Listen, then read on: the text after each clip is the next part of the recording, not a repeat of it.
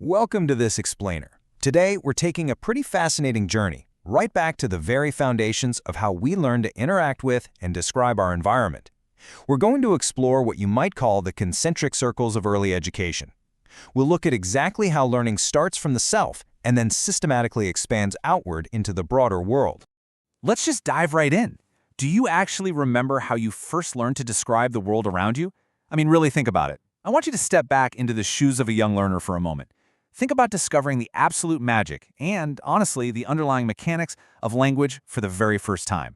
We tend to take these foundational tools totally for granted now, but the way they're introduced to us, it's highly structured and deeply intentional. Section 1. Introducing Priya and Rajiv.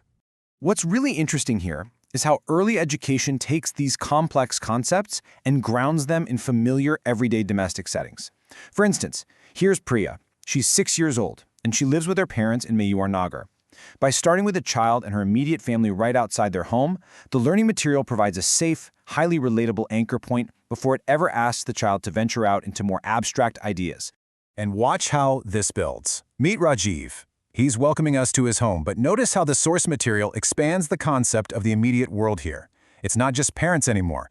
His world includes grandparents, his sister, pets, and all the bonds of a loving, multi-generational family. So we're slowly widening the lens of the child's universe.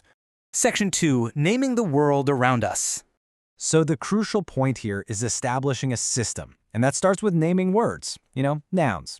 A naming word is defined super simply as the name of a person, a place, an animal, or a thing.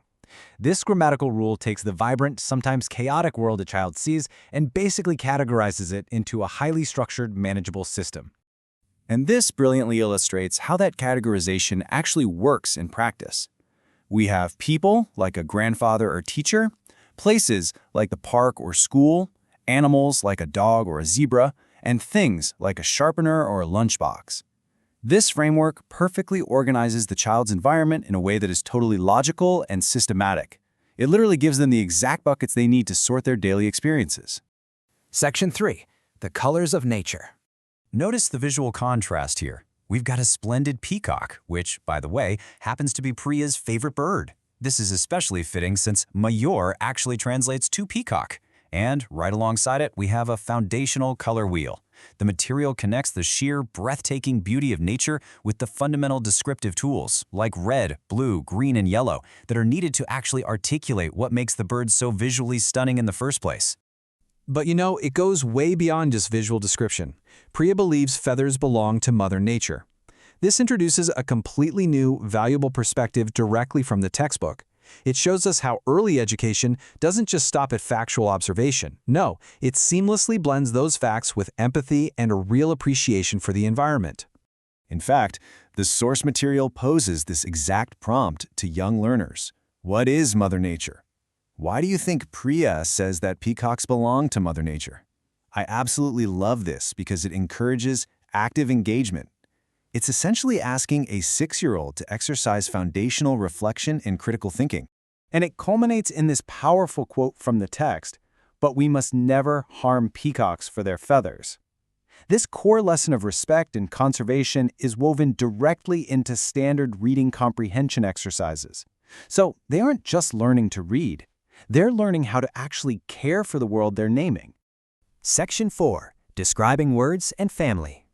Enter describing words, or as we know them, adjectives.